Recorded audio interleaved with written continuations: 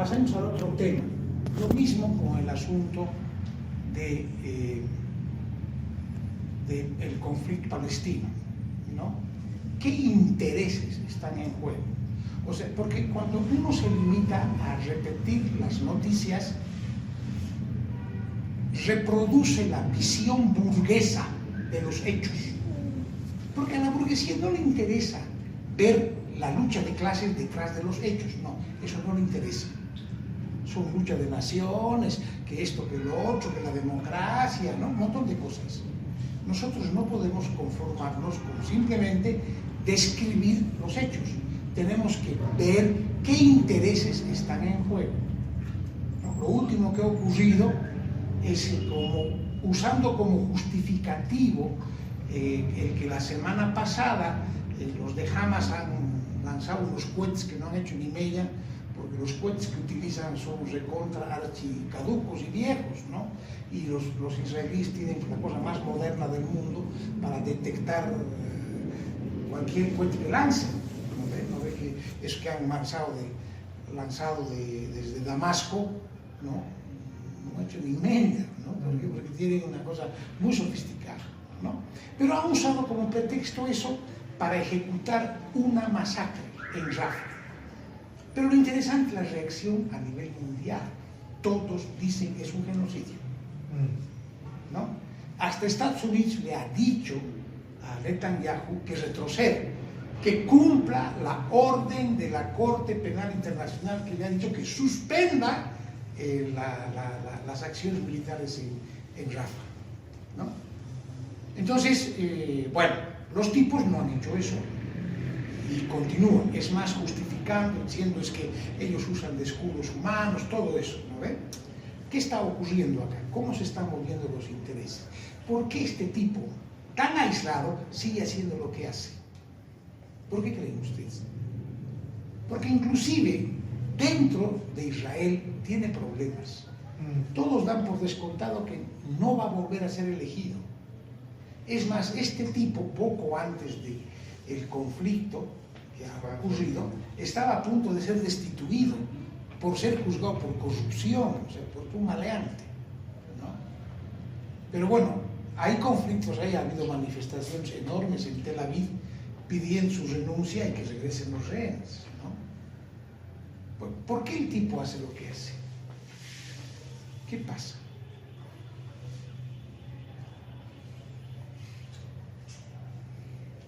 Porque él está apostando a que a través de esta acción pueda mantenerse a flote. Porque el tipo retrocede sobre este tema y está acabado. Él y su partido, obviamente, ¿no? Lo que toca discutir es lo que algún analista decía, es que se agotó, llegó la hora del sionismo.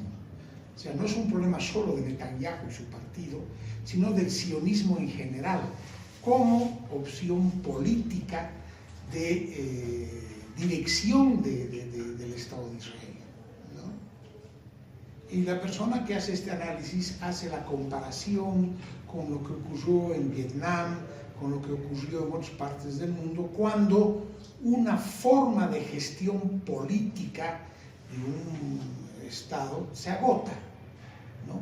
Y da la impresión de que estamos en un escenario parecido. La condena a Netanyahu es general, ¿no? Todos están en contra.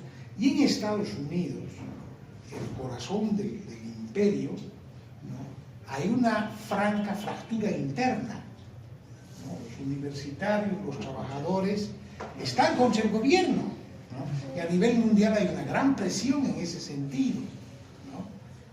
Entonces, todo apunta a decir de que el tipo está jodido, ¿no? Es decir, ¿podrá Israel salir indemne de este conflicto? Muy difícil.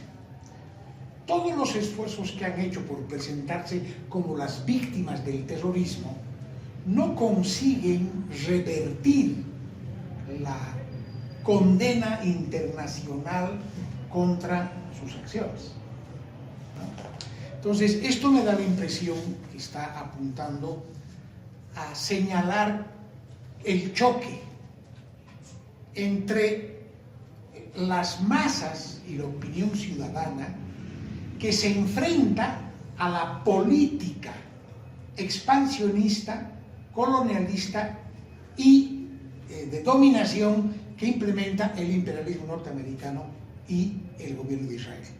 ¿Se fijan? Hay ese choque. El contenido de esta rebelión es antiimperialista, en contra de la política imperialista, ¿no?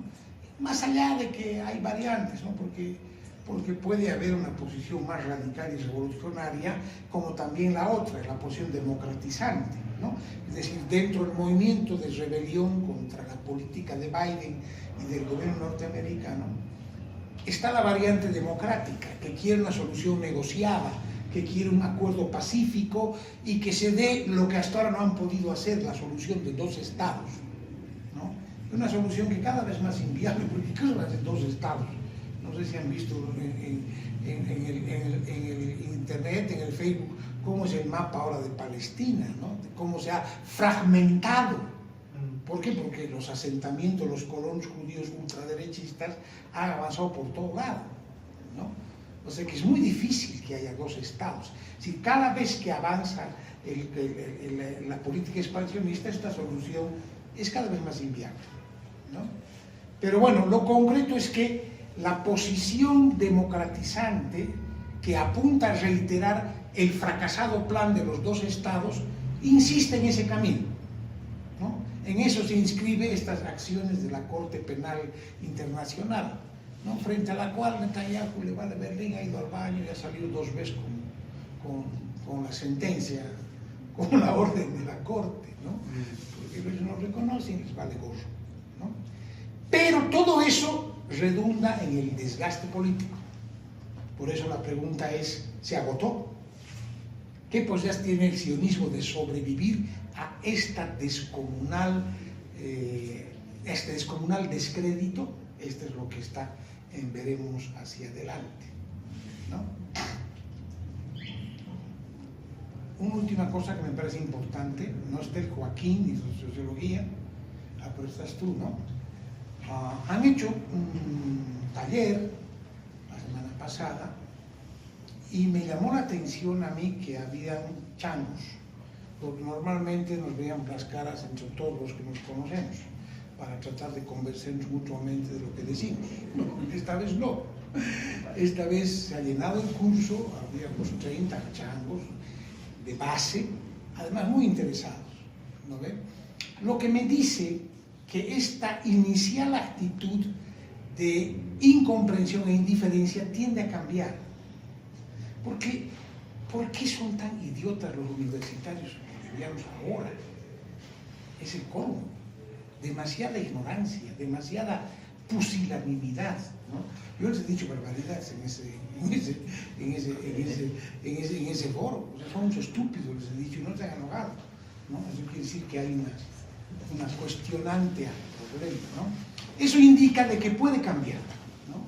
Entonces se ha quedado en que se va a hacer en torno a 3 consignas que son las más generales y que en las que todo el mundo puede estar de acuerdo. Primera consigna, alto a los bombardeos en la Franja de Gaza. Segunda consigna, fuera las tropas del ejército israelí de la Franja de Gaza. Tercera consigna, por el derecho a la autodeterminación del pueblo palestino. Estas 3 ideas básicas, que más o menos no hay divergencia, porque si vamos a entrar al detalle no vamos a poner de acuerdo, ¿no? Servirían de base para 2 cosas. Uno, exigir al Consejo Facultativo que se pronuncie y que adopte un criterio categórico al respecto, como en La Paz, porque en La Paz el Consejo Facultativo de Ciencias Sociales ha adoptado una posición, ¿no? Y segundo, usar eso también para hacer una convocatoria a un encuentro nacional de solidaridad y apoyo a Palestina en torno a estas 3 consignas. Hablar como de Santa Cruz, que son un escándalo los que han hecho los chicos de Ciencia Política y Transparencia, habían sido de URSS los que habían hecho eso. Los Luis de Santa Cruz han estado junto con otras chicas ahí, ¿sabe, no? No sabe. ¿No era La Paz? No, Un evento de... no, en La Paz. En Santa Cruz había un evento donde la han invitado a una funcionaria de la embajada norteamericana para que dé su show, explique la colaboración, y han ido los chancos, sus carteles a decir alto a la masacre en Palestina. en pleno acto, el rector, todos ahí, los han hecho sacar en pelones con la seguridad de la U. Pucha, le aplaudí, dicho, puta, bien chanos con pantalones bien tirados, ¿no? Escándalo, muy bien, ¿no? Diríamos, es la nota que hace la diferencia. Y lo de la paz, que es un poco más institucional, ¿no? El Consejo Facultativo de Ciencia Social ha decidido actuar y hacer lo que ha hecho. Pero ahí tienen un problema, es una acción que no ha interpelado a la gran masa estudiantil, no. Pero sí hay una capa. Pero en todo caso, apoyados ahí, nosotros aquí, los juristas en Sucre, yo no sé si los de la UPES estarán funcionando todavía, habrá que preguntar si existen, ¿no? Para ver de hacer, y los de Potosí también, los contactos que tenían, por ahí se puede hacer un encuentro nacional, ¿no? Invitar.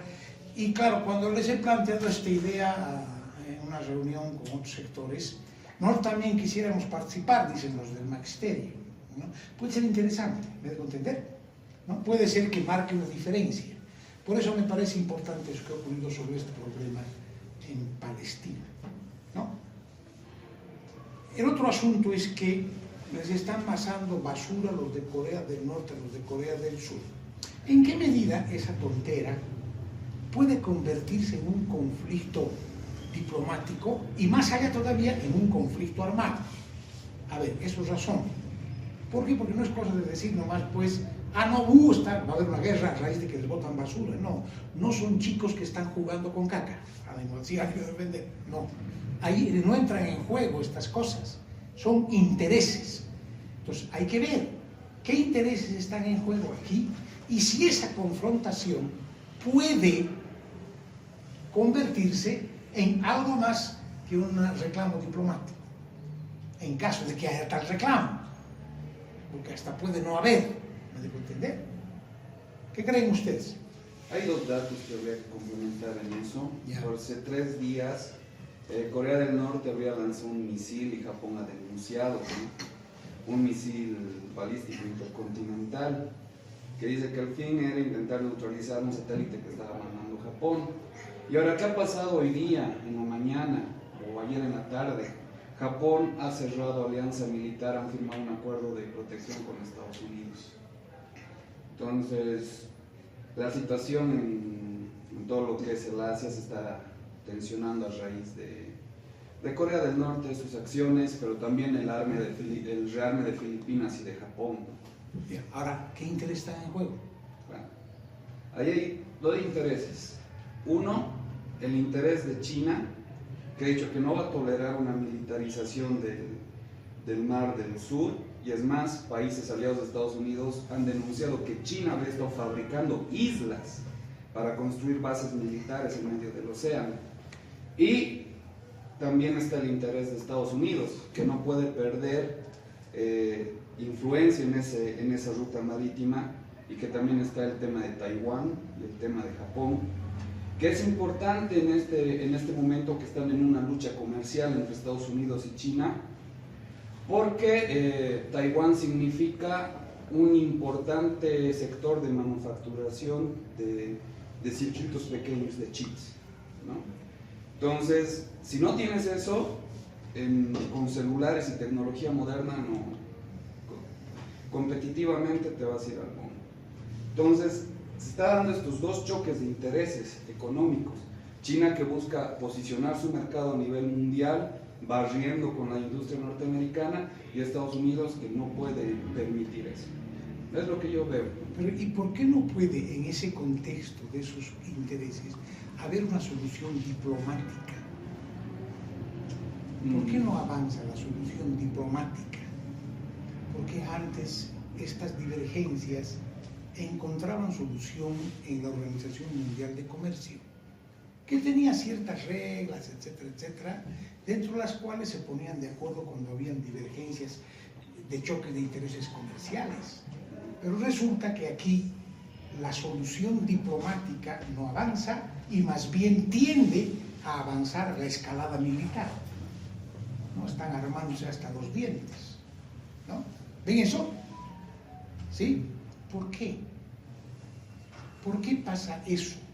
¿Por qué las vías diplomáticas tienden a no ser suficientes en el escenario este? Porque yo Lo que yo creo, por lo que he podido averiguar, es que la época de expansión del mercado ya terminó. Y ahora se está viendo los choques entre las expansiones de estos mercados. Claro que antes se podían solucionar con sanciones económicas, reglamentos internacionales, qué sé yo, pero ahora estos choques ya entran en un periodo de conflicto y de estancamiento económico, tanto de Estados Unidos como de China. Por eso ya no se puede dar simplemente una salida diplomática. Empieza a decir, nada, carajo, vas a respetar mi mercado, y el otro dice, no, yo me voy a meter y con precios más bajos, entonces te voy a meter aranceles, entonces te voy a meter, no sé, sobreprecio en tus productos. Y entonces dice, ya, entonces yo en este sector te voy a prohibir esto, y entonces está escalando.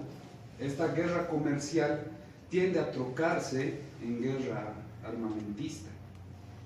A ver, estos tipos, los chinos, necesitan vender, ¿sí? Y por tanto venden en todo el mundo y venden barato, ¿correcto? ¿Por qué necesitan vender, Daniel?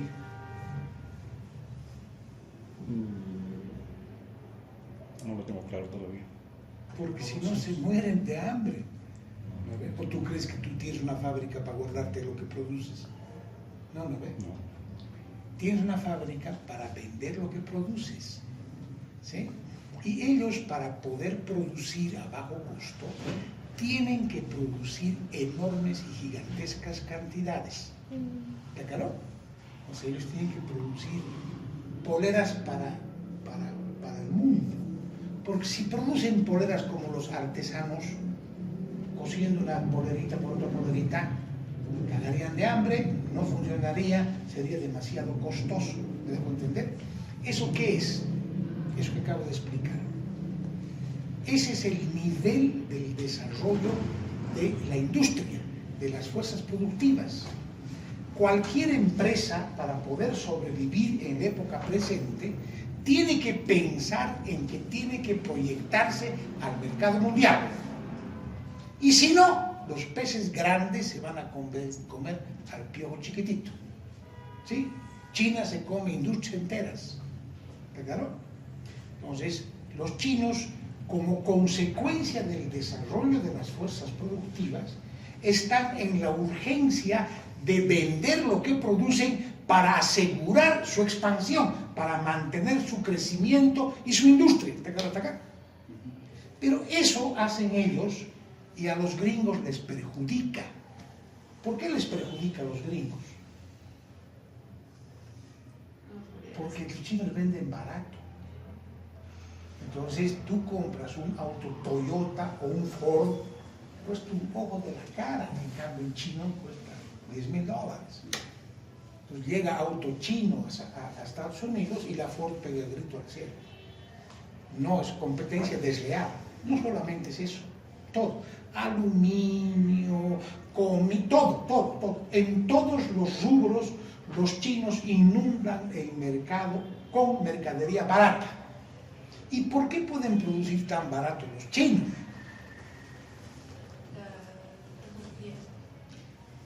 Los gringos tienen mejor tecnología que ellos y no pueden producir tan barato como los chinos. Mano de obra barata. Eso. El peón chino gana igual o menos que peón boliviano. ¿Sí? O sea, es una mano de obra recontra barata. ¿No? Y ellos están sacando el jugo de eso durante mucho tiempo, porque como son tantos los chinos, la migración del campo a la ciudad es enorme. Hay masas de gente que va a contratarse y a vender su mano de obra por chauchas. Ellos tienen un sistema de trabajo en que la jornada de trabajo no es 8 horas, es 4. Pero tú no te limitan. ¿Cuántas 4 quieres trabajar? ¿No? Terminas trabajando 12, 16 horas para aumentar tu ganancia porque pagan mal. ¿Está claro? Claro, tienen salud gratis, tienen educación gratis, lo que sea, pero igual pagan mal, ¿entiendes? Mano de obra barata. Eso les permite hacer lo que hacen, ¿sí? A eso los Estados Unidos llaman competencia desleal, ¿no? Porque la industria norteamericana también tiene que vender o puede guardárselo. No, no. Si no vende, se friega. Por eso hay un choque entre el desarrollo de las fuerzas productivas en Estados Unidos, que exige espacio para poder seguir creciendo, y los chinos y sus fuerzas productivas, que también exigen espacio para seguir creciendo. ¿Está claro hasta acá? Sí, hemos visto el materialismo histórico, las fuerzas productivas nunca dejan de crecer. Los hombres siempre están perfeccionando los medios que emplean para producir. Esa es una ley en todo lado, permanentemente es así. ¿Está claro? ¿Sí? Entonces, esta necesidad de expansión los lleva a chocar. ¿Se fijan? ¿Sí? Este choque no se puede resolver por la vía diplomática. ¿Por qué? Porque es demasiado grande y extenso. El volumen de la mercancía que se ha generado es tan grande que ya no se puede resolver charlando. Exige una destrucción. ¿Entiende? Alguien tiene que agachar la cabeza. Alguien tiene que permitir que su industria sea destruida para que el otro pueda ocupar el espacio. ¿Se fijan? Eso es lo que hemos explicado de la ley fundamental. Las fuerzas productivas están chocando con las fronteras nacionales y con las relaciones sociales de producción vigentes. ¿Está acá? ¿Se fijan? Es un choque. ¿Sí? Esta crisis que se agudiza ha llegado a un punto en que las soluciones diplomáticas no alcanzan.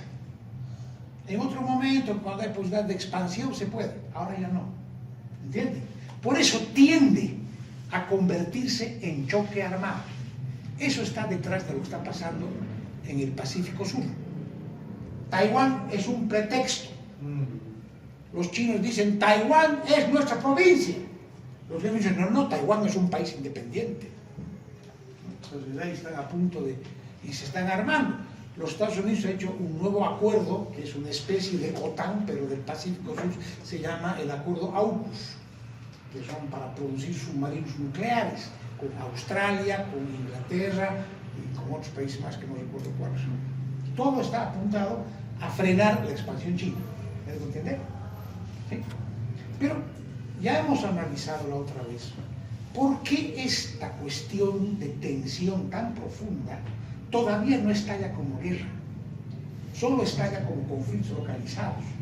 Ucrania, en África, en Nigeria, o como conflictos localizados. Porque ellos mismos dicen que no están preparados aún. ¿Sí? El otro día el ministro alemán decía eso.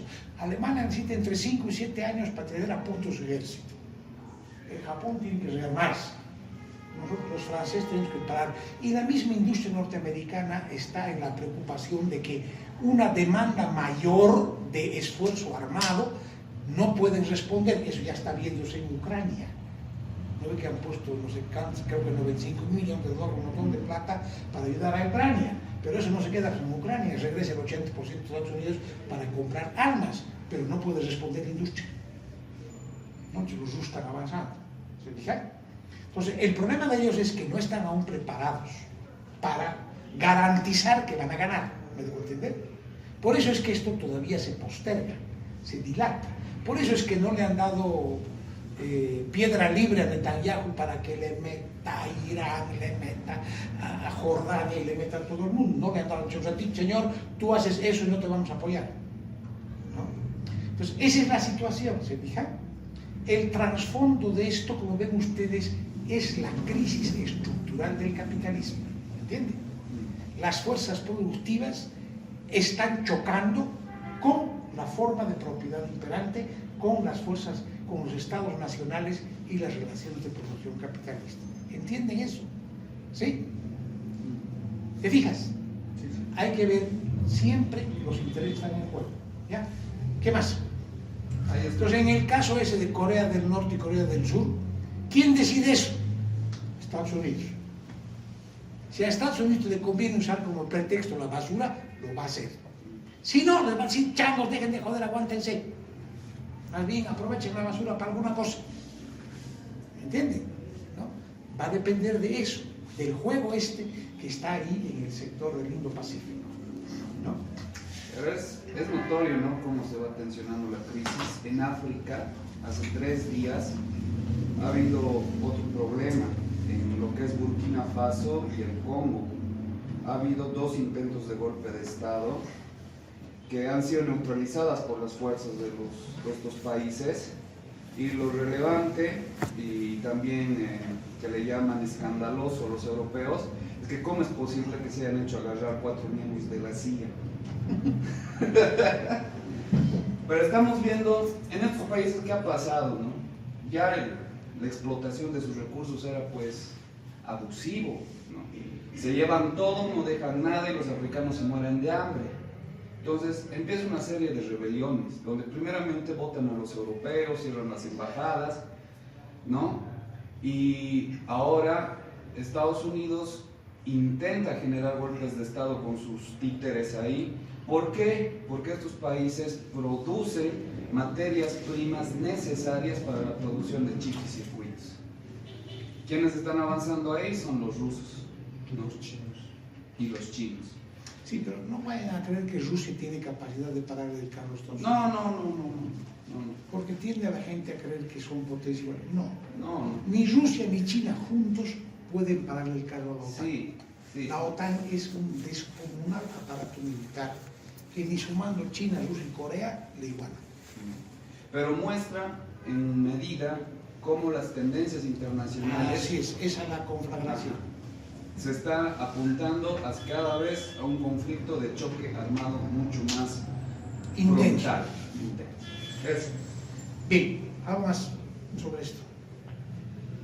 Bueno, a ver, hay este otro asunto más en el tema universitario que sería importante que lo veamos antes de pasar al asunto del tema que debía dar el Pablo, pero si no está, vamos a avanzar lo que se pueda. El 5, ¿os vi? ¿El 5 de junio o el 10? Sí, el 5. El 5 de junio se vence el plazo del Tribunal Constitucional para emitir fallo sobre el recurso de nulidad que ha metido el URUS contra el Congreso de las autoridades. Pregunto, ¿saben sobre eso o nada? ¿Quién sabe? ¿Qué saben? El OSBI sabe todo, ya de acuerdo, pero el resto. Josué, ¿tú qué sabes? Ya. ¿Qué? Sí. Sí, que eso, ¿no? Que tienen que salir las sentencias del 5 o 6 en Sucre, en el Tribunal Constitucional, respecto a los 2 recursos de nulidad que se han presentado impugnando el tercer Congreso Universitario, las resoluciones que lo han aprobado y todo lo que haya devenido, ¿no? Autoridades, competencias, el mismo estatuto. Ya. Iremos con más precisión. Está bien.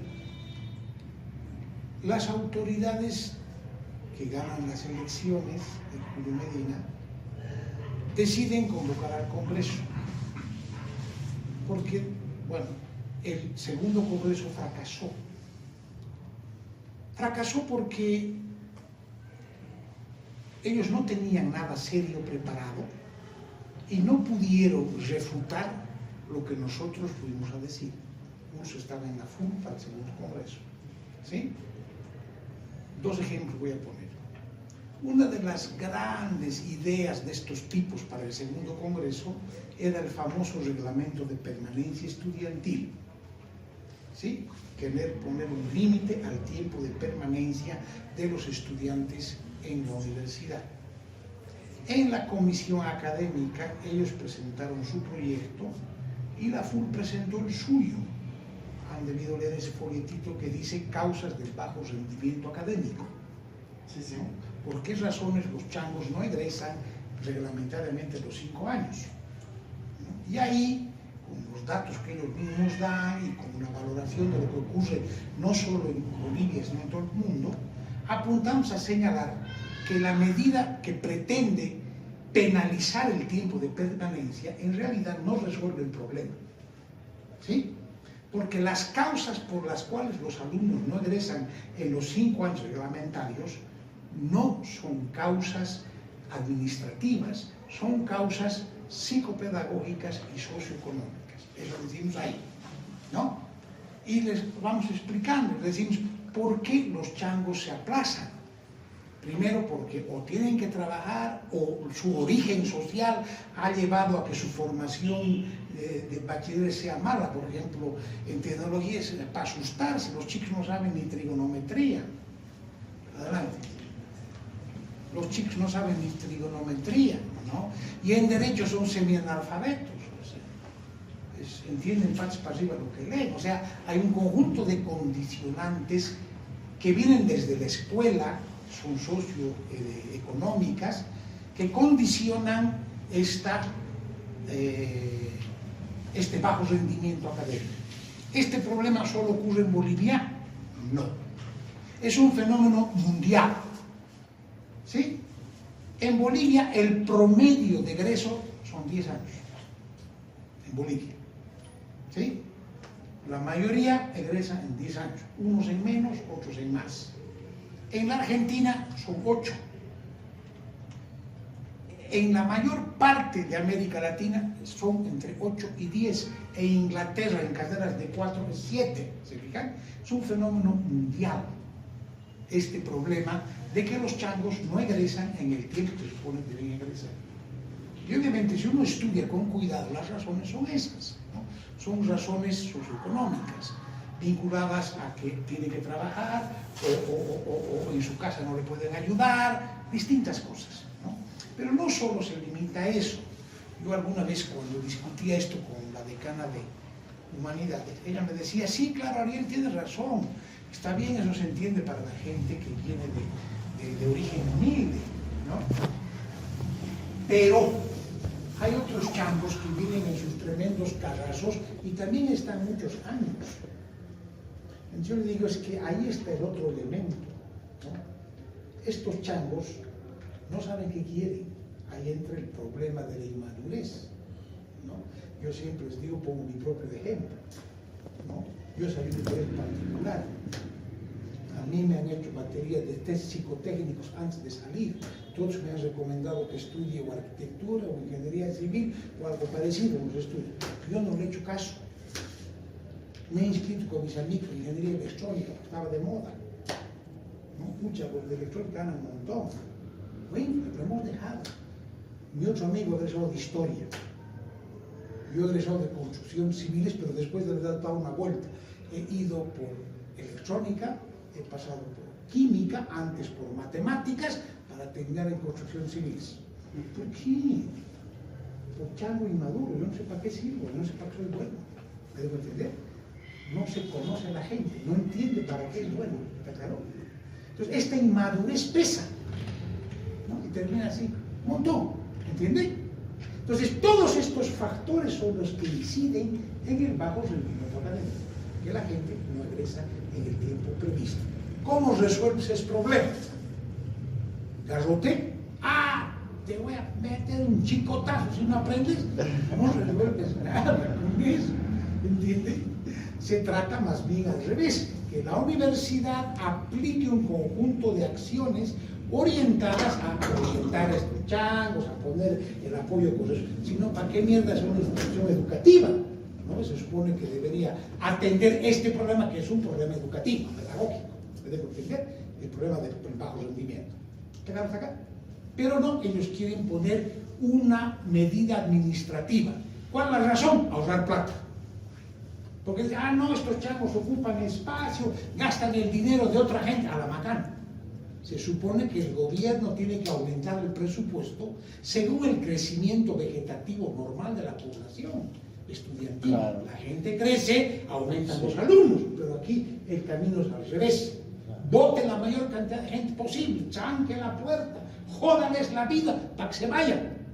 Es decir, está expresando la incapacidad del Estado para poder asegurar que los jóvenes puedan ejercer el derecho que dice la Constitución que tienen, que es el derecho a la educación. ¿Me dejo entender? O sea, el Estado lo garantiza, ¿no? Pero bueno, nosotros no vamos a aceptar que se carguen las consecuencias de eso sobre los estudiantes, o sea, que al diablo. Punto. Aquí, ustedes vayan a pedir en la tasa que corresponda al gobierno, nosotros no tenemos problema, podemos salir a la calle. Muchas veces hemos hecho eso. ¿Está claro? Ahí. Entonces, el problema, como ven ustedes, tiene razones administrativas, económicas, presupuestarias, antes que un problema realmente educativo. Se veía en esta discusión que hubo una comisión, le sacaron la mierda a los juristas ahí, el Filmer y compañía, no podían responder, tuvieron que disolver la comisión para no aprobar nuestro documento. Lo mismo pasó en la Comisión Institucional y Política. Venían con la paja de que vivimos la posmodernidad, la globalización, ya no hay lucha de clases. Se les ha sacado la mierda mostrándoles que eso no es verdad, ¿no? El mundo sigue dividido entre naciones opresas y naciones oprimidas. Hay capital financiero y sigue habiendo explotación capitalista, ¿no? Hasta que cambió. Entonces, no les quedó otra que disolver el Congreso. ¿Sí? Y no teníamos mayoría como delegados. La mayoría de los delegados tenían ellos. Pero los otros dirigentes, es decir, pelafustanes, que venían a manguear a ese Congreso, la primera resolución que aprueban en la plenaria preparatoria es que a todos se les dé comedor. La palabra que nosotros pedimos, como vamos a estar en el Congreso, que nos den comedor. ¡Aprobado! Puta. Y de ahí no han vuelto a aparecer los comunes de las comisiones. Puteaban las autoridades, carajo, vengan a votar estos troscos de mierda. ¿Entiende? Entonces, por eso fracasó ese Congreso, ¿no? Pero bueno, perdimos la fuma y estas autoridades decidieron hacer el Congreso de nuevo, el tercero. Inicialmente nos dijimos, nos vamos a meter, vamos a ir a discutir, ¿no? Pero como los tipos tampoco tienen argumentos, aquella comisión donde iban los juristas la disolvieron. Por ejemplo, la comisión institucional, ahí concentramos todo, ¿no? Venían con sus tonteras y preferían disolverla. ¿Por qué? Porque no tenían ningún argumento serio de nada. Pero claro, no sabíamos que ellos tenían un problema fundamental para hacer el Congreso. Y es que según el estatuto antiguo, para ser delegado docente titular al Congreso, hay que ser docente titular. Quiere decir, hay que ser docente que ganó un examen de competencia. Todos los mamones están entrados a dedo, entonces no hay titulares. Y para asegurar el triunfo, los tipos han decidido pasarse por el forro del estatuto, ¿sí? Y han inventado una comisión de notables. Ahí se ha prestado Toño Rivera y un montón de abogados para inventar la manera de burlar el estatuto. ¿No? ¿Y qué cosa han inventado? El referéndum.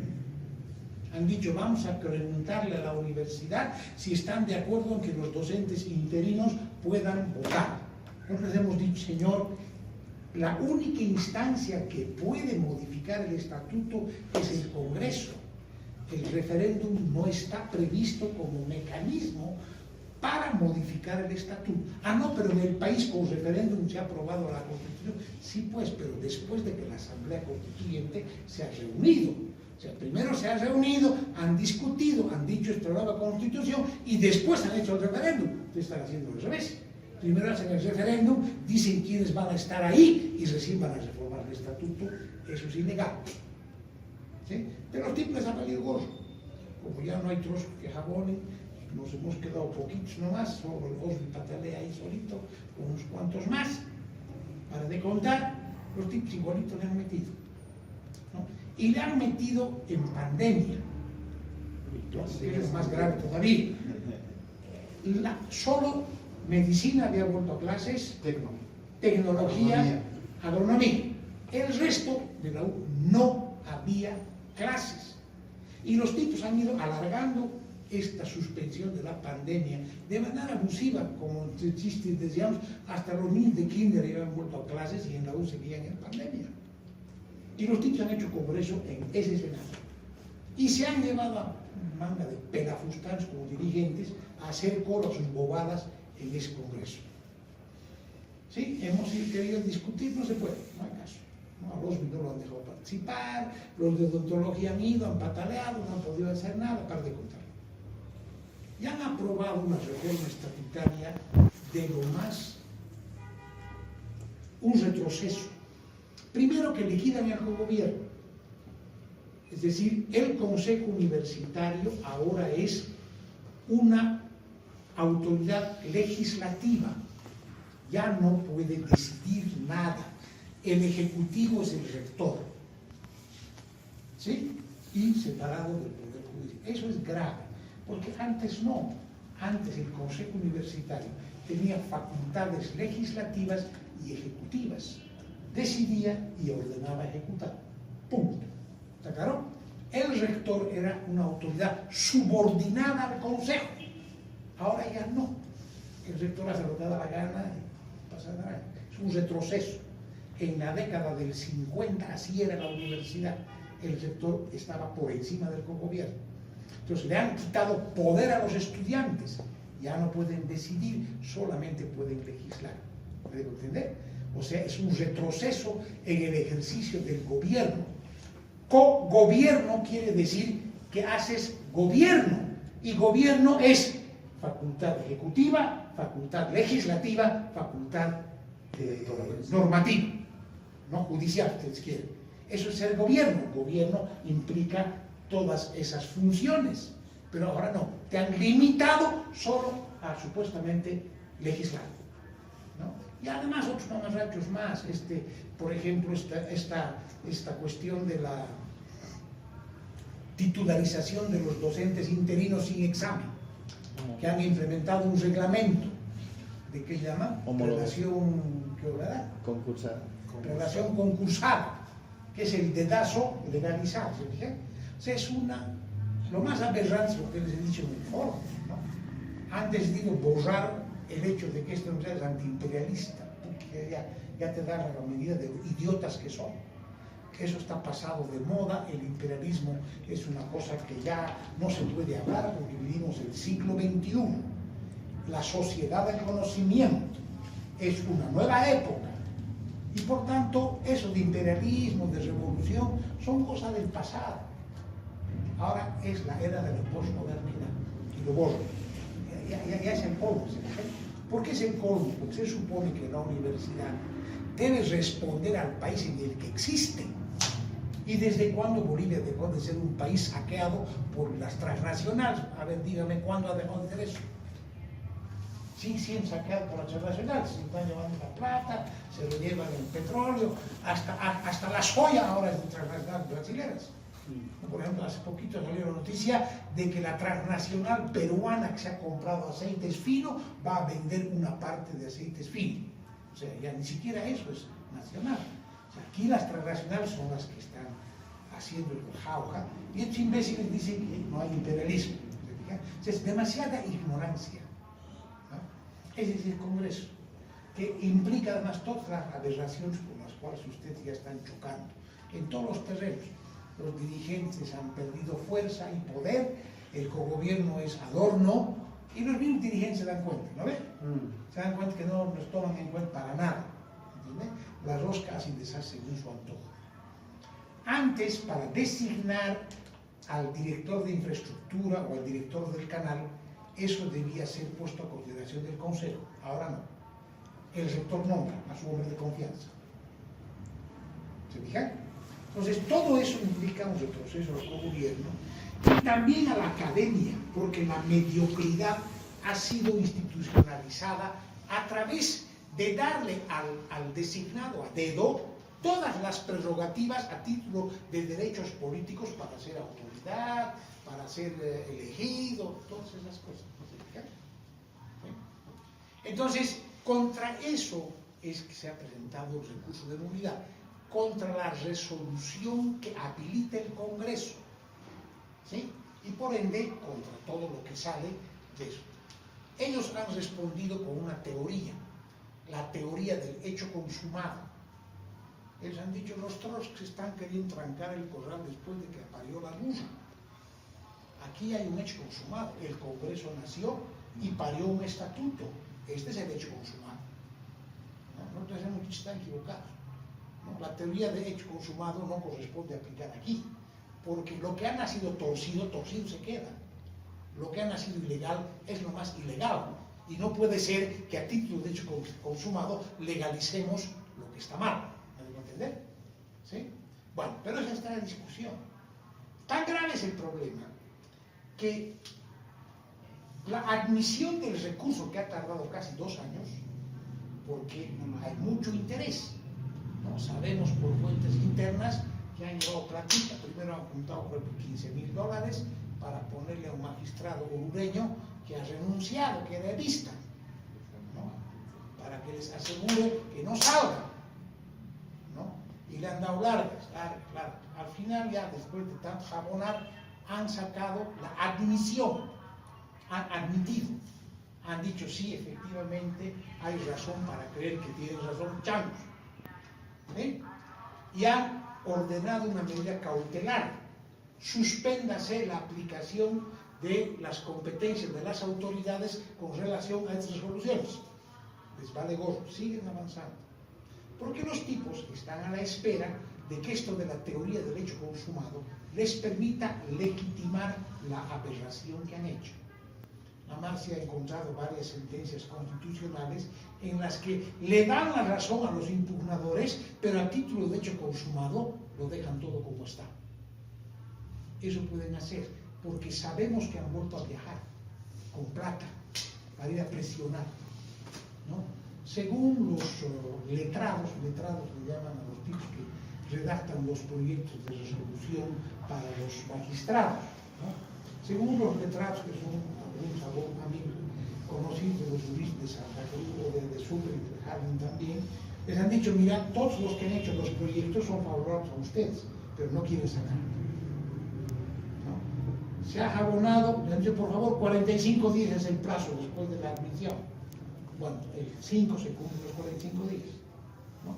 Si no, vamos a ir a joder, no va a salir nada y los tipos van a ir avanzando en esto que sospechamos puede ocurrir, eso de la abogada de los consumos, ¿no ven? Este tema, como es un tema de interés, no solamente se refiere a nosotros, hay docentes y administrativos preocupados en el asunto, están en meta a jabonar, ya pues vayan a Sucre, ¿no? Entonces, tenemos que programar, porque el mismo Harlem dice: si no vamos a fregar, les va a valer Berlín, ¿no? Entonces, tenemos que programar la eventualidad de ir para presionar al día siguiente de que se vence el plazo, ¿no? Entonces, ahora el OSBI está coordinando eso. Sería bien que algunos de ustedes más se sumen a esa coordinación para ver quiénes pueden ir. Hay que ir pensando quiénes pueden viajar, ¿no? De otros grupos también hay gente que está dispuesta a viajar, no solo nosotros, ¿no? Pero es importante que vaya gente nuestra, porque los otros, el grupo del Chelo, el grupo de los de economía, ¿no? Que son politiqueros, ¿no? Entonces sería bien eso. ¿También os digo que falta? No, sí, está bien. Y justo hoy día nos hemos reunido, ¿no? Con Javi más, que había programado una reunión con el objetivo de ir organizando esto, ¿no?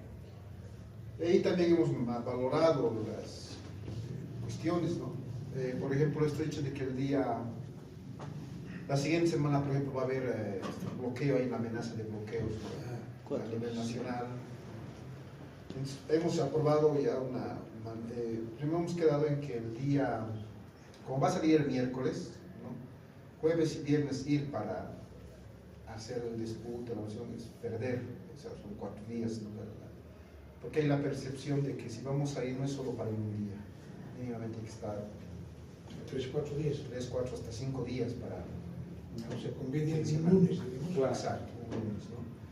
Pero al mismo tiempo hemos visto de que hay particularidades, ¿no? Por ejemplo, en derecho vamos a enfrentar elecciones, tanto a centro como a consejos, ¿no? Y a nivel universitario igual va a ser, en sociología igual vamos a enfrentar ese proceso electoral, el tecno. Entonces está limitándose la acción de los mismos juristas. Entonces hemos definido 2 cosas. Uno, que el día 9, una comisión que está abierta, porque ven quienes puedan incorporar, vamos a ir con el objetivo de ir y decir: bueno, ya ha pasado el tiempo, ¿dónde está la respuesta? Sí. Un día. Si en ese día, donde vamos a presentar, incluso el Javier plantea presentar memoriales, no sé de qué, vamos a exigir una respuesta. Si no hay nada, entonces programamos el viaje con una comitiva más grande para ir a hacer una medida de 5 días. Así. El 30. El 30. Vayan pensando quiénes pueden ir, ¿ya? Inicialmente esta comitiva será 1 o 2 máximo, pero ya para después hay que trasladarse para presionar. ¿Ya? ¿Alguna pregunta?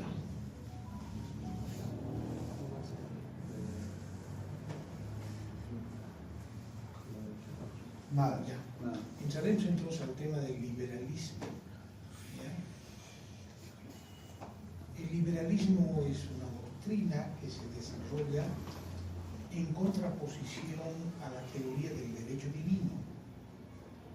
La teoría del derecho divino era la teoría que desarrolla la Iglesia y la nobleza en la época feudal Y una pregunta, ¿dónde nace el liberalismo?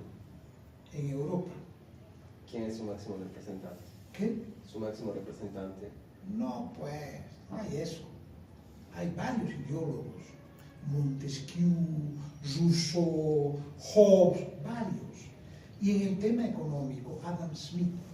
Todos los ideólogos de la Ilustración son los ideólogos que desarrollan la teoría liberal. ¿Sí? Vamos a ir viendo con cuidado por qué y cómo y en qué consiste. ¿De acuerdo? ¿Sí? O sea, no nos vamos a detener en un máximo exponente.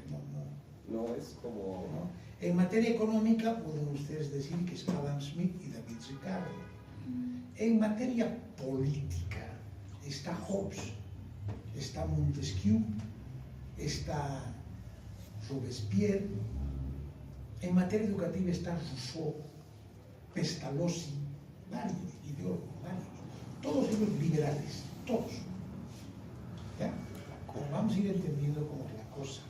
Primero, entender en qué consiste la teoría del derecho divino, que es el fundamento de toda la acción de la Iglesia y de la nobleza de los reyes durante todo el periodo feudal. ¿Sí? No sé si no creo que hayan leído, pero hay un famoso libro que escribe Santo Tomás que se llama La ciudad de Dios. No, San Agustín. San Agustín, perdón, que escribe San Agustín, se llama La ciudad de Dios. Este libro expresa una idea y dice: los hombres han nacido para cumplir alguna función. El zapatero nació para ser zapatero, el campesino para ser campesino y el noble para ser noble, ¿sí? El rey para ser rey. Esa es la voluntad de Dios. Es así como está organizada, según la voluntad de Dios, la sociedad humana. ¿Entienden? Entonces, por eso se llama teoría del derecho divino. Se supone que el rey y los de arriba son rey porque así es la voluntad de Dios, ¿no? Entonces, corría en esas épocas la idea de que tú no le podías mirar los ojos al rey. Si le miraban los ojos, te caía un rayo y morías ese rato, ¿no? Esta es la teoría del derecho divino. ¿Está claro hasta acá? Bueno, contra esa teoría es que se levantan los hombres de la Ilustración. ¿Como expresión de qué? Como expresión del desarrollo de la burguesía como clase. Se ocurre que en el escenario de la economía feudal las ciudades van cobrando cada vez más importancia porque se van convirtiendo en centros de la producción de aquello que no se puede producir en el campo. El desarrollo industrial va cobrando importancia. Por ejemplo, interesante en este capítulo del Capital que se llama La acumulación originaria, que escribe Marx sobre cómo pasa eso en Inglaterra. Es interesante cómo una parte de la nobleza que tenía ovejas por montones y sacaba lana, a medida que crecía la demanda de ropa, era muy importante procesar más rápido la lana. Y para eso había que votar a los campesinos para tener más ovejas. Y había que concentrar en talleres para convertir la lana en hilo, y el hilo luego en tela. Es todo un proceso de despojo del pequeño propietario que va haciendo estos sectores de la nobleza para obligarles a que las tierras dejen de ser tierras de cultivo para convertirse en tierras de pastoreo, ¿no? Y con eso producir más lana y con eso alimentar la industria. Pero a la par de que ocurre esto, estos campesinos despojados de la tierra, ¿a dónde iban? A la ciudad. ¿Por qué? Porque en la época feudal la tierra es de la nobleza, ¿sí? El patrón es dueño de la tierra y tú no te puedes meter a sembrar en cualquier lugar, ni a cazar. Es delito cazar en tierras que no son tuyas. Te pueden cortar la mano, incluso te pueden mandar a la horca por cazar sin autorización en tierras del noble, o por talar un árbol en tierras del noble, o por sembrar en tierras del noble. ¿Me dejo entender? Entonces, los campesinos no pueden ir a ninguna parte, despojados de la tierra, van a convertirse en proletarios, van a ser la mano de obra que van a hacer estos tipos en las industrias que están creciendo. ¿Se fijan? Es el capitalismo que se está formando. ¿Acabó? Eso pasa en Francia, eso pasa en toda Europa, más antes que unos y en otro lugar. En Francia este proceso va a adquirir una forma política muy clara, ¿sí?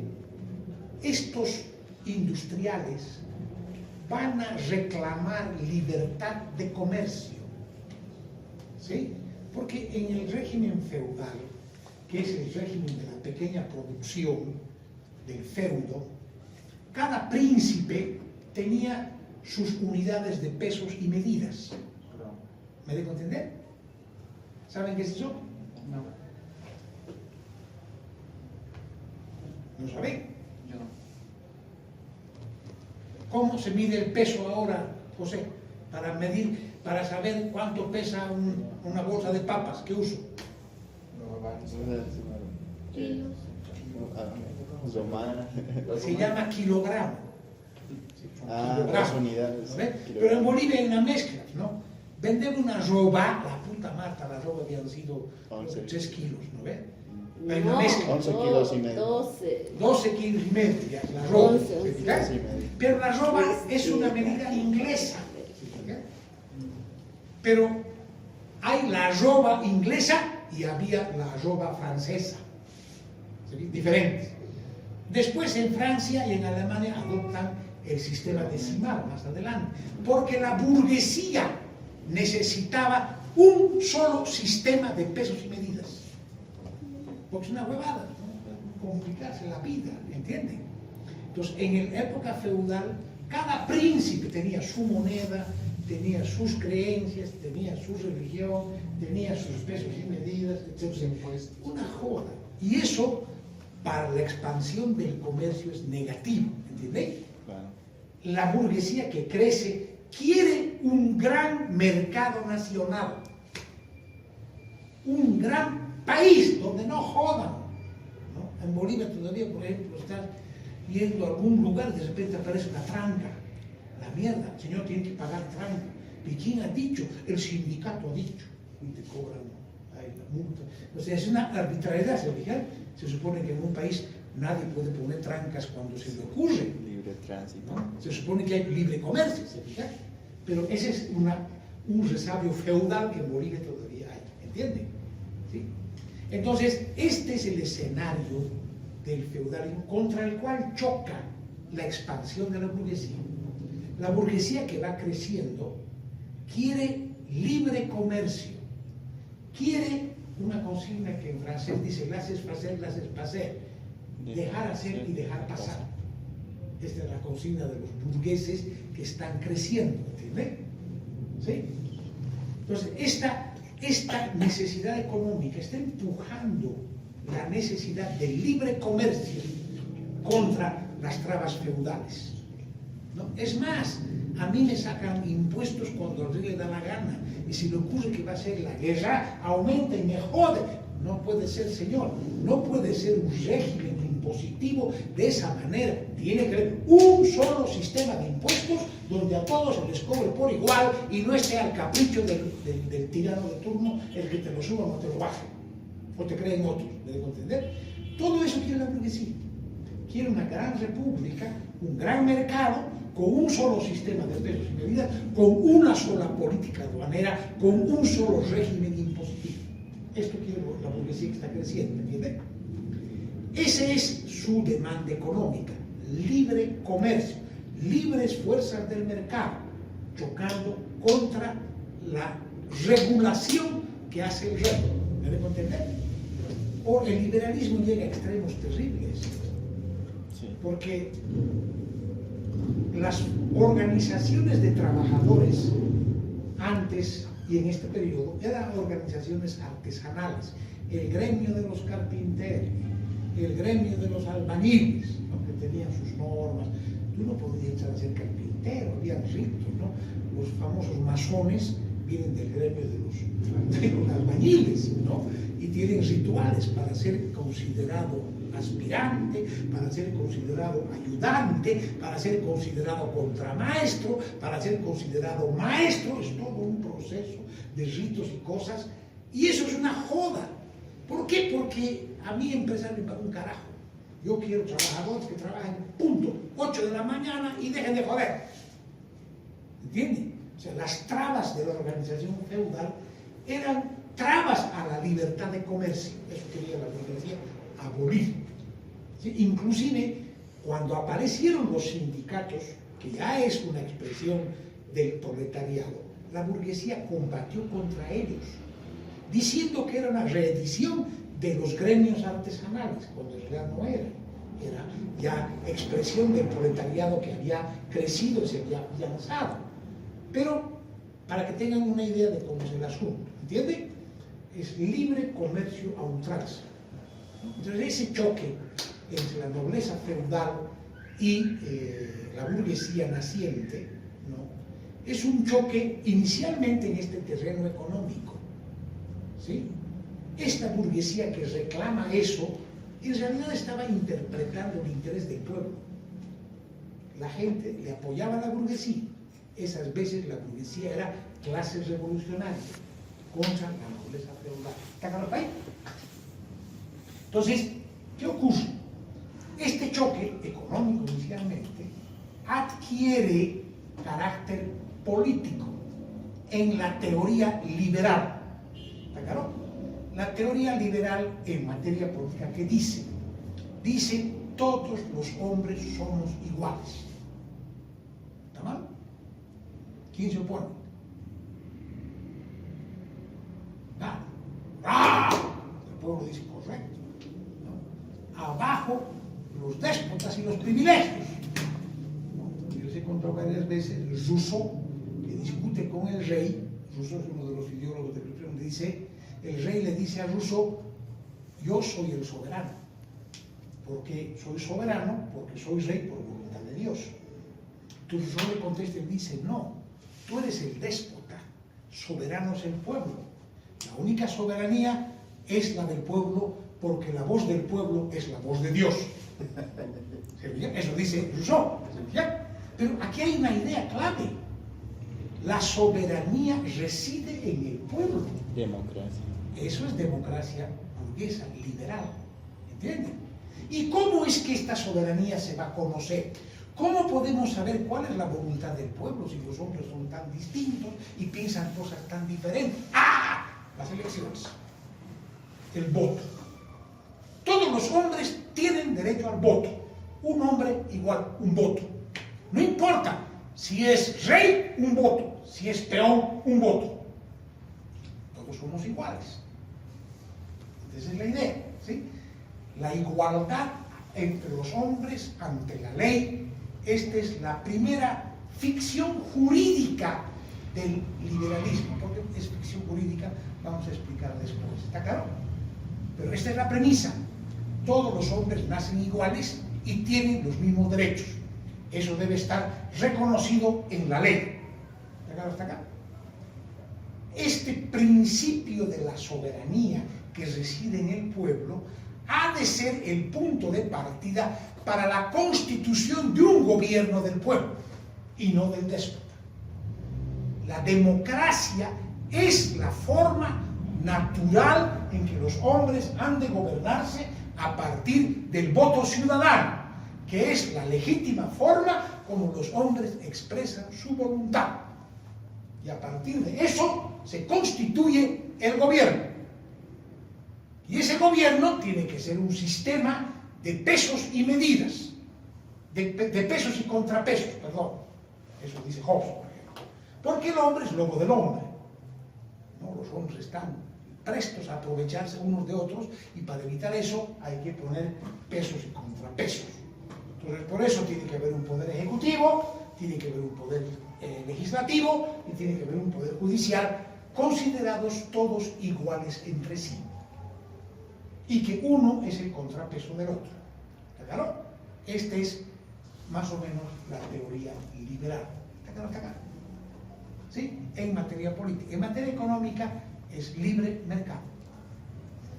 Y el mercado se regula automáticamente porque tiende al equilibrio. Hay una demanda grande ante una poca producción. Esta demanda reclama incrementar la producción y esta se va a incrementar para llegar al equilibrio. O viceversa. Hay una producción excesiva, una demanda menor, esta producción excesiva se va a ver obligada a disminuir para llegar al equilibrio. El mercado tiende al equilibrio. El mercado es la forma más justa de la asignación de la riqueza. Cada hombre va a ir allí y según su trabajo va a recibir la compensación correspondiente. Entonces todos van a trabajar y vamos a vivir felices, comiendo perdices, todo el mundo, los lados de alegría, porque el mercado es el justo asignador de recursos. Esta es en materia económica la doctrina liberal. ¿Está claro hasta acá? ¿Alguna pregunta sobre esto? En materia de educación, esta es una de las cosas más importantes para que vean los límites. La idea liberal en materia de educación es que la educación es un derecho que debe ser ejercido por todos los hombres por igual. Pero ¿y cómo puede hacerse eso si en una sociedad hay ricos y pobres? La única manera es que a partir de los impuestos que paga el pueblo, el Estado asegure una escuela única, universal, científica y laica. ¿Qué quiere decir laica? Conchi, ¿qué quiere decir laica? ¿Qué quiere decir laica? Josué. ¿Qué? Que respeta todas las religiones. Que no es religiosa. Así es, que no profesa ninguna religión y que respeta el derecho del estudiante a creer en lo que le da la gana. La escuela no le va a obligar a creer en nada. En Estados Unidos, por ejemplo, la educación es laica. Está prohibido hacer propaganda religiosa en la escuela. Te denuncian y puedes ir a la cárcel. ¿Está claro? Para tener una escuela confesional hay que pedir un permiso especial en Estados Unidos. En cambio aquí no, pues. Aquí hasta hace poco la religión oficial la católica. Sí, en los colegios. Y a la mierda, no tienes que ir al colegio a la católica, la puta madre. Mañana es feriado. ¿No? ¿Se o sea, no es laica, ¿está claro? Pero esta es la idea liberal. ¿Sí? La idea liberal es, ¿por qué debe ser laica? Porque tiene que ser científica. Claro. Y no puede estar sujeta a ningún dogma, la ciencia, ¿entienden? Esa es la idea, ¿no? Por eso les comentaba que entre las resoluciones aprobadas por la Asamblea Nacional en la Revolución Francesa, una de ellas establecía la obligatoriedad de los padres de mandar a su hijo a la escuela que estaba a cargo del municipio, y aquel padre que no mandaba a su hijo a la escuela iba preso por cometer un delito. Así está aprobado en la Declaración Universal de los Derechos del Hombre, que está en la resolución de la Convención Nacional en la Revolución Francesa. ¿Se fijan? Entonces, esta es la idea, ¿no? Es universal, es obligatoria, es gratuita, es laica, es científica y está a cargo del Estado, ¿no? ¿Por qué hacen eso? Porque obviamente están materializando su idea liberal en sentido de que todos los hombres deben tener las mismas oportunidades. Hasta ahora parecería muy progresivo, ¿no? ¿O no? Sí. ¿Qué opinan ustedes? Es revolucionario frente a la sociedad Claro, feudal. frente a la lógica feudal es una idea revolucionaria. Pero, ¿qué es lo que ocurrió en la historia? Que todas estas ideas han sido puestas a la práctica y en el proceso histórico han ido denunciando sus limitaciones. Primer asunto, ¿son los hombres iguales realmente? No. ¿Tú qué crees? No, en la realidad no. En la realidad somos totalmente distintos, ¿no? Unos son ricos, burgueses, tienen mucha plata, por tanto pueden comprar el voto del obrero, ¿no? Les regalan aquí, uno ven payasos imbéciles, son dirigentes. ¿Por qué? Porque hay la competencia entre el jado versus la hamburguesa. Y los chamas hacen cola, ¿sabes? O sea, porque tienen plata, la rosca pone la plata. O sea, resulta que no somos iguales. La burguesía a la hora de elegir puede manejar y controlar el voto de sus trabajadores y de las masas. El soberano supuestamente no está,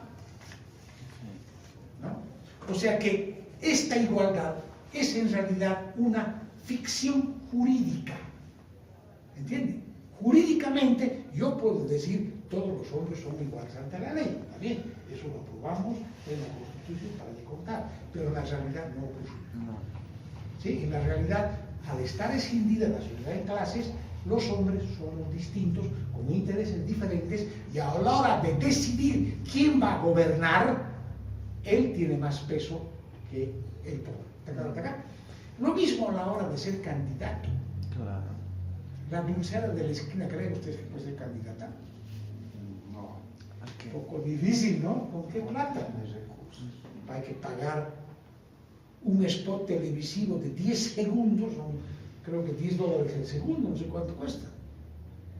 Imagínense ustedes que es mucha plata. Según están diciendo, $13.000 millones prevén que va a gastar el candidato demócrata en las elecciones que van a venir. Un montón de plata. Entre los tipos hacen lobby, las empresas ponen dinero y no ponen dinero a cambio de nada, ponen dinero a cambio de favores políticos en el ejercicio del gobierno. La burguesía asegura la reproducción de su poder y su control a través del sistema democrático formal burgués. ¿Está claro? ¿Está acá? Por eso decimos que es una democracia formal, no es real. ¿Está claro? Es formal. Formalmente somos iguales, realmente no somos iguales. ¿Está claro? ¿Está acá? ¿Sí? Entonces, eso se ha ido revelando con el pasar del tiempo, ¿no? Por eso, cada vez menos gente cree en la democracia, ¿no? Claro, la burguesía insiste que la democracia es lo mejor, que lo otro, ¿no? Pero hablan de democracia en abstracto. Para nosotros esta democracia es democracia burguesa, porque está diseñada de tal manera que asegura la reproducción del poder de la clase dominante. De tarde en tarde cambian nomás los que están ahí arriba. Lula es obrero, ¿sabes? ¿Saben quién es Lula? ¿Quién es Lula? Un obrero. Un obrero metalúrgico presidente de Brasil, que ha ganado 2 veces la elección, pero es un obrero que está administrando un estado burgués. ¿Entiendes? Sí. ¿Está claro? ¿Está claro? Lo mismo que pasó con el Evo. ¿Qué? Lo mismo que Igual pasó pasa con con el Evo de origen indígena, campesino, pero administra un estado burgués. ¿Entiendes? Porque el problema del Estado no es un problema de la persona, sino que está referido al nivel de desarrollo económico que determina su contenido de clase. ¿Está claro? El Estado feudal se agotó porque ya había nacido la economía burguesa que reclamaba un nuevo orden político. Y este aparece con el Estado burgués democrático republicano. ¿Está claro? ¿Está acá? ¿Se entiende? ¿Alguna pregunta hasta aquí? Entonces, esta es la teoría liberal. Pero bueno, en materia económica, bueno, antes de eso, en materia de la administración del Estado, la presunta igualdad de poderes en realidad es igualmente formal. ¿Por qué? Porque si bien en Estados Unidos el poder judicial tiene mucho peso, quien tiene la sartén por el mango siempre es el poder ejecutivo. ¿Por qué? ¿Por qué creen ustedes eso? ¿Por qué creen que es así? En Bolivia hubo. ¿Ah? ¿Por qué crees que es eso? Porque maneja la plata. ¿No? ¿Quién le paga el sueldo al juez? El poder ejecutivo. ¿Quién le paga el sueldo al parlamentario? El poder ejecutivo. ¿No? Entonces, es el poder que domina y somete a los otros. Claro, en Estados Unidos no es tan notorio como aquí. ¿No? ¿Por qué? Porque porque hay una burguesía poderosa que está detrás de los jueces, que le permite pararle el carro. No ven a Trump, lo están haciendo zapatear en el poder ejecutivo, y el tipo es un grueso multimillonario, ¿no? Pero eso es porque hay una burguesía poderosa que se respalda. En Bolivia no. En Bolivia la caricatura, la democracia es una caricatura. ¿Ven eso o no ven? ¿El poder judicial en Bolivia tiene importancia o no? No. El poder judicial hace lo que dice el ejecutivo, ¿no? O cómo es las cosas. ¿Ustedes qué creen del poder judicial? ¿Hay justicia en Bolivia? ¿Cómo está bien? ¿Hay independencia de poderes? No. No, para nada. No, es una ficción que no se cumple. Precisamente porque es un Estado miserable, ¿no? ¿Está claro hasta acá?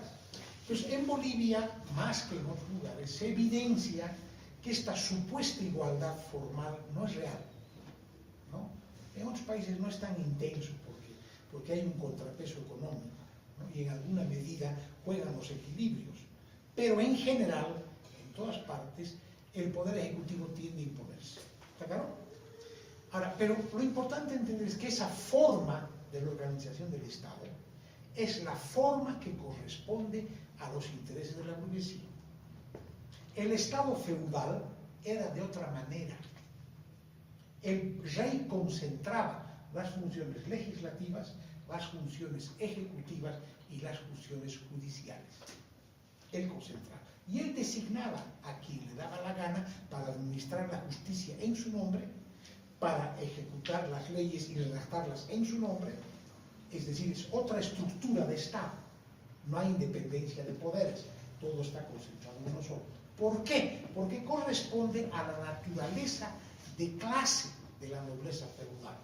El Estado burgués actual corresponde a la naturaleza de clase de la burguesía. Por eso, cuando nosotros decimos los obreros tienen que tomar el poder, no creemos que el poder que tienen que tomar es del Estado burgués, porque no van a poder hacer nada. ¿Me dejo entender? Se trata de acabar con el viejo Estado para poner en pie otro. Pero uno no se inventa un Estado. Así, bueno, va a ser bonito de esta manera. No. El proceso histórico engendra las nuevas formas políticas. Eso pasó en la Revolución Burguesa, eso tiende a ocurrir ahora. Las nuevas formas políticas del Estado obrero se desarrollan dentro de la sociedad capitalista. Eso vamos a ver después. ¿Está claro hasta acá? Muy bien.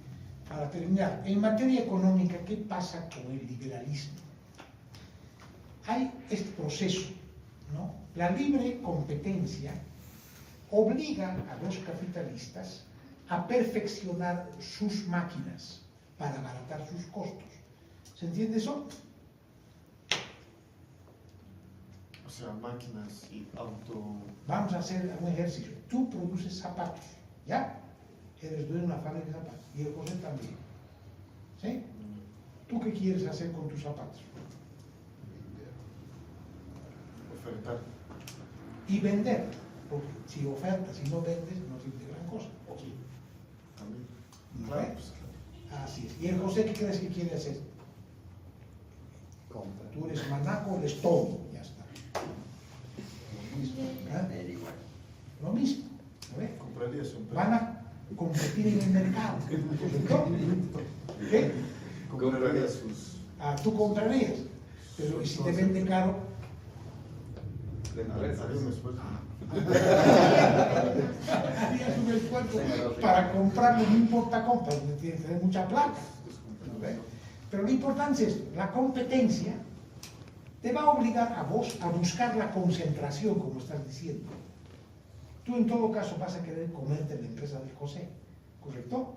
Para eso tienes que tener mucha plata y para eso tienes que vender más que él, ¿correcto? ¿Se entiende? Entonces la competencia conduce a la concentración. El pez grande se come al pez chico, esta es la ley, ¿sí? El libre mercado conduce al monopolio, a la concentración de la propiedad y la riqueza. ¿Está claro hasta acá? ¿Sí? Y por tanto a la necesidad de la intervención del Estado.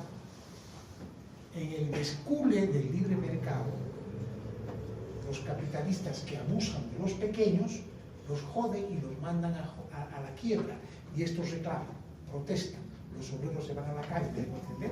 El Estado tiene que poner reglas, normas, tiene que frenar. Señor, usted no puede abusar. ¿Se fijan? Entonces, no es cierto que el mercado se autorregula, no. Ocurre el fenómeno que la concentración elimina la competencia, como le está mostrando. Cada vez más grande ya no hay competencia. Yo dispongo e impongo el precio que me da la gana, ¿no? Se llama dumping en economía, ¿no? Quiero joder a la Manaco, pago una fábrica y voy a tirar el precio abajo porque tengo mucha plata para vender barato, incluso perdiendo durante años, 2, 3 años, para que se jodan los de la Manaco. Se joden y a su dueño. Así hacen a nivel mundial. ¿Está acá, no está acá? ¿Entienden? Entonces, la libre competencia conduce al monopolio. ¿Sí? ¿Qué más genera la libre competencia? Genera la necesidad de la economía planificada. El empresario, para competir, tiene que planificar su producción. No puede estar a la garufa. ¿O creen ustedes que puede hacer como el carpintero de la esquina? No, la Manaco no puede hacer como el zapatero de la esquina. Tiene que planificar. Y cuando es una empresa gigantesca, tiene que planificar por encima de las fronteras nacionales. ¿Se fijan? O sea que la libre competencia conduce a la concentración y obliga a la planificación de la economía. ¿Se fijan cómo va apareciendo el socialismo? Sus premisas se van gestando a partir de este proceso. ¿Entienden? ¿Sí? Obviamente, a la par de que se produce la concentración, al otro lado, ¿qué ocurre? Se produce la concentración del proletariado también. ¿Me dejo entender? Se concentra o si disminuye, la pobreza aumenta. ¿Me dejo entender? Porque ahora, por ejemplo, las máquinas que son más perfectas requieren menos obreros.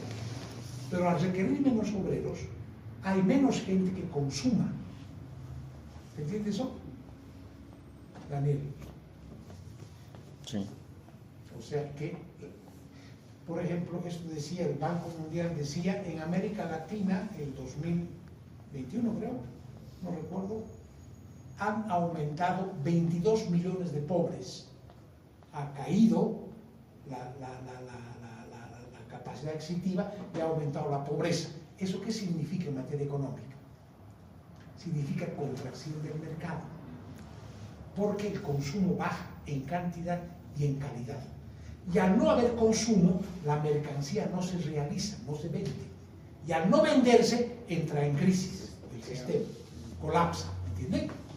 Hay el choque. Entonces, esta dinámica es la que viene aparejada con el libre mercado. No le den al imbécil del Milei lo que le está pasando.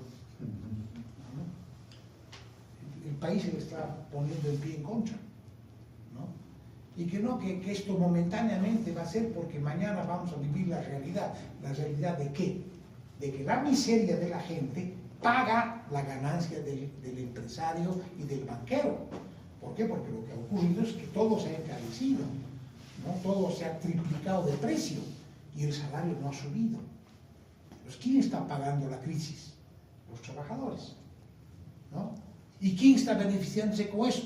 La burguesía, la casta, los de siempre, ¿no? Entonces eso va a traer como consecuencia ¿qué? Lo que está ocurriendo ya, la agudización de la convulsión social. Misiones. La necesidad, en Misiones está hasta la policía está en huelga, ¿no? Es decir, la necesidad de intervención del Estado para impedir que las masas destruyan el sistema se hace más urgente. ¿Se fijan? ¿Sí? Entonces, es una estupidez decir que el estatismo es sinónimo de socialismo. Mentira. Hay un estatismo burgués. La burguesía usa al Estado para controlar ciertas ramas de la economía para evitar el colapso. El estatismo del proletariado, que es lo que viene como consecuencia de este desarrollo, tiene otra característica, tiene otra perspectiva y otra proyección, es diferente al estatismo burgués. Está apuntando el estatismo del proletariado hacia el socialismo y el comunismo. Es otro proceso diferente. Ese proceso ahorita está frenado, ni en la China, ni en Rusia, en ninguna parte la transición del capitalismo al socialismo se ha frenado, precisamente por los retrocesos que ha habido, por los errores que han cometido los estalinistas. ¿Ya? Pero bueno, es otra discusión, y eso vamos a ver después. Está claro, hago una pregunta, ¿qué es el liberalismo entonces? En una frase. Leo, ¿qué es? Control. ¿Qué? Control. No. El liberalismo es una doctrina política de la burguesía en su época de ascenso. ¿Sí? En la época de ascenso del capitalismo aparece esta doctrina política y económica que recibe el nombre de liberalismo. ¿Qué consiste en eso? Libertad, igualdad, fraternidad. Todos los hombres somos iguales. ¿Sí? Las libres fuerzas del mercado. ¿No? Por eso que dice, ¡viva la libertad, carajo! ¿No? O sea, porque claro, quiere despertar esta pasión de la gente, porque claro, incluso ahora, cuando tú hablas de eso, a la gente le parece bien, ¿no? Pero la realidad es que no estamos en la época de ascenso del capitalismo, ya no vivimos esa época. Vivimos la época de la crisis, del monopolio, del gran capital que controla todo el mundo. Entonces, las acciones liberales, entre comillas, en realidad es abrir la puerta para que el más grande se coma a los más chicos. Eso es lo que pasa en la época actual. ¿Sí? El liberalismo está agotado. No puede sobrevivir como antes. Se ve obligado a recurrir al Estado para frenar el descalabro que deriva del mercado y sus fuerzas ciegas. ¿Entiendes? ¿No? Ha sido gráfico lo que ha pasado en la crisis del 2008, ¿no? La crisis del 2008 fue tan grande la crisis económica mundial que empezó en Estados Unidos y arrastró todo el mundo, que para que no se haya un colapso económico, el gobierno de Bush tiene que disponer $6.000 millones para salvar a las empresas y no se quiebran. Muy grandes para caer, ¿no? Porque si caen van a fregar a todo el mundo. Entonces el Estado interviene y ya, chao, neoliberalismo, se acabó el libre mercado. ¿No? El Estado está viniendo a salvar la burguesía de la quiebra, porque es la época de la crisis. ¿Entienden? Lo que Trump plantea es estatismo puro, nacionalismo, América primero, dejen de joder fuera mano, chinos a la mierda, vamos a proteger nuestro mercado. Estatismo. Lo contrario al libre mercado. ¿Se fijan? ¿Por qué? Porque esta es la época. Ya no hay lugar al libre mercado a ultranza. No se puede. Se agotó. ¿Está claro? ¿Alguna pregunta? Sí. ¿Cuál sería una solución? O sea, ya no hay mercado, ¿no? ¿Qué tendríamos que hacer o qué hay que hacer? No es que no hay mercado, hay mercado. Sí, ya no hay El problema es que está agotado el liberalismo como respuesta. La solución tienes que buscarla en lo que ya existe. ¿No ves lo que estoy diciendo? ¿Qué es lo que se desarrolla de la mano del libre mercado? La economía planificada. Pero la limitante es que esta economía planificada se da a escala de la empresa, no a escala del Estado y de la nación. ¿Por qué? Porque obviamente ellos dicen, no me pueden decir a mí cuánto voy a ganar. No me puedo obligar a mí decir cuánto voy a producir. Yo planifico según mi conveniencia. Y claro, la gente caga. Hay gente que no tiene zapatos, hay gente que no tiene comida. ¿Me digo entender? La ciencia económica de la planificación se ha desarrollado en el marco del desarrollo del capitalismo y el libre mercado. La necesidad de que eso deje de quedar en el ámbito de la empresa es cada vez más evidente. Hay que planificar la economía para asegurar que a la gente no le falte. ¿Por qué? Porque si le falta, viene el conflicto, viene la huelga, viene el paro, viene... No, por eso es la época de crisis, guerras y revoluciones, la actual. Es una época de choque. Precisamente porque la burguesía no puede aceptar eso. No puede permitir que el desarrollo económico vaya ahí. ¿Entienden? Comunistas. Dice, ese es el comunismo. Usa 3 cruces. Hay que matarlos a esos. Peligrosos. ¿Ve? Entonces, ayer veíamos un documental con Amarcia de Bill Gates, realmente sorprendente. tipo dice que en Estados Unidos son 5 o 7 familias las que deciden todo. Ellos han planificado la guerra en Ucrania hace 15 años atrás, 20 años atrás, a poco tiempo de que cayó la Unión Soviética. Ellos tenían el plan de echar a Ucrania porque quieren hacerse del control de todas las materias primas de la región, gas, petróleo, todo. Y a ellos no les importa nada, pueden morir los ucranianos, no les importa, lo importante es el lucro. Yo los conozco a esos tipos, ¿no? Ese es el capitalismo, en su fase de decadencia, ¿entiendes? Y a la par de eso le importa un carajo la naturaleza, ¿no? ¿Cómo encontramos ese video? O ese ¿Qué? video? Interesante documental. ¿Con qué nombre está ahí? ¿A qué se llama, Marcial? ¿El documental? Ese que hemos visto. De A ver, lo voy a Bill buscar. Gates, es una entrevista que le hacen. No es de W2. En realidad el tipo comienza diciendo, esto estoy haciendo yo en este canal, porque ningún canal me quiere dar una entrevista para que diga la verdad. Es una Yo he sido entrevista. asesor de Gorbachev, he sido asesor de Zelensky, he sido asesor, y los conozco a todos ellos. Realmente me sorprendió. Lo voy a buscar, eso lo voy a mandar, voy a Entrevista compartir en el grupo. a ¿Ya? Bill Gates. ¿Está claro? Entonces es realmente interesante, ¿no? Pero todo eso les da la medida de dónde estás, ¿no? Trump dice, no hay cambio climático, mentira, son huevadas. No. La recontra ha demostrado que la acción del hombre al contaminar la naturaleza está incidiendo en el cambio climático. ¿Hay la posibilidad de prever eso? Sí hay. El desarrollo científico humano permite establecer las formas de prever, pero conviene hacerlo, es otra cosa.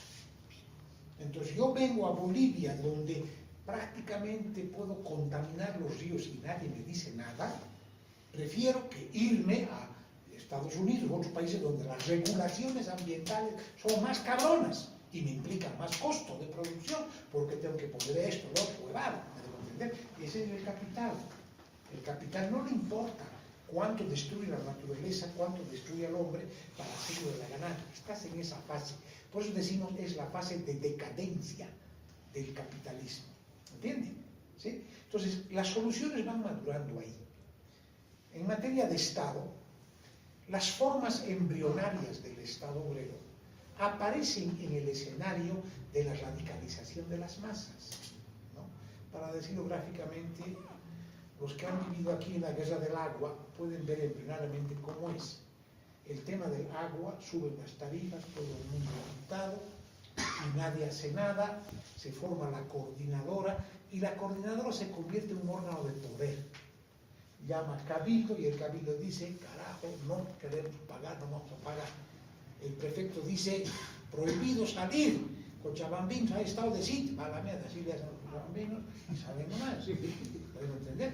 En los hechos, la coordinadora es un órgano de poder, las masas lo crean, y eso aparece como un poder contrapuesto al poder formal, la prefectura. ¿Pueden entender? En Bolivia, el órgano de poder como forma embrionaria de un nuevo Estado más importante fue la Asamblea Popular. Por eso le llamaron el primer soviet latinoamericano, que era una forma embrionaria del nuevo Estado obrero. Claro que no se desarrolla. Solo en Rusia se desarrolló como el modelo de un Estado que llamamos soviético, porque está basado en los órganos de poder de las masas, que ejercen la democracia directa como el fundamento de este nuevo Estado. ¿Cómo es la democracia en la burguesa? Se llama democracia representativa. ¿No ve? Tú has votado por el MAS seguramente, ¿no? Bueno, no sé, en tu casa tal vez sí, ¿no ve? Y han elegido un diputado, ¿sabes quién es? ¿Quién será el diputado mamón que está ahí? Que a tu nombre hace todo. Te pregunta para hacer algo el diputado. Nada. Tú has delegado en ese tipo tu mandato. Le has elegido y él a tu nombre es lo que quiere. Se llama democracia representativa. ¿Entiendes? ¿Sí? La democracia obrera no es que desconozca la representativa, sino que la subordina a los otros mecanismos que se llaman los mecanismos de la democracia directa. ¿Sí? ¿Dónde hay democracia directa, David? En la Facultad de Derecho, ¿cuándo hay? Cuando hacemos una asamblea. Esa es democracia directa. ¿Está claro? O O sea, ahí de manera directa delibera la gente, habla. Claro, para la burguesía y los politiqueros hay que matar eso, ¿no? No, huevada, aparatos, no hay que ir. Porque obviamente es peligroso para ellos que la base adquiera conciencia de su poder cuando ejerce su derecho a través del órgano de gobierno que es la democracia directa expresada en la asamblea. ¿Me dejo entender? Pero ese desarrollo se da porque las masas no tienen otra. En la fábrica es así, a la fuerza. En el barrio es así, a la fuerza. Entonces, estas formas embrionarias no adquieren carácter institucional, pero son formas embrionarias de lo que mañana va a ser un nuevo Estado. ¿Me dejo entender? Entonces, en el caso de la Revolución Rusa, esas formas adquieren un carácter institucional permanente y se convierten en la estructura del nuevo Estado. Claro que los estalinos de mierda después lo van a pervertir, otro problema, ¿no ve? Pero adquieren así, ¿no? En el caso chino es más o menos parecido. En la primera época también lo han pervertido después los estalinos. En el caso cubano también tiene sus diferencias. En el caso cubano se llaman los comités de defensa de la revolución, que son los órganos primarios del poder del Estado, que son como asambleas de vecinos. ¿Sí? Entonces, en cada zona hay un comité, y ese comité forman parte toda la gente de la zona, y se reúnen y toman decisiones, eligen los representantes, etc. Es otra forma de Estado. Claro, el tema del Estado cubano es que el proletariado está disuelto, ¿no? Pero eso vamos a analizar en otro momento cuando veamos el tema del Estado. ¿Está claro? ¿Sí? Entonces, ese tiene que observarse eso, cómo se desarrolla. Entonces, Siguiente clase que vamos a tocar. ¿qué? ¿Qué vamos a tocar? Ah, ya. la siguiente? Vamos con... ¿Qué vamos a tocar la siguiente vez? Yo pensaba, en vista de los líos que hay en la universidad,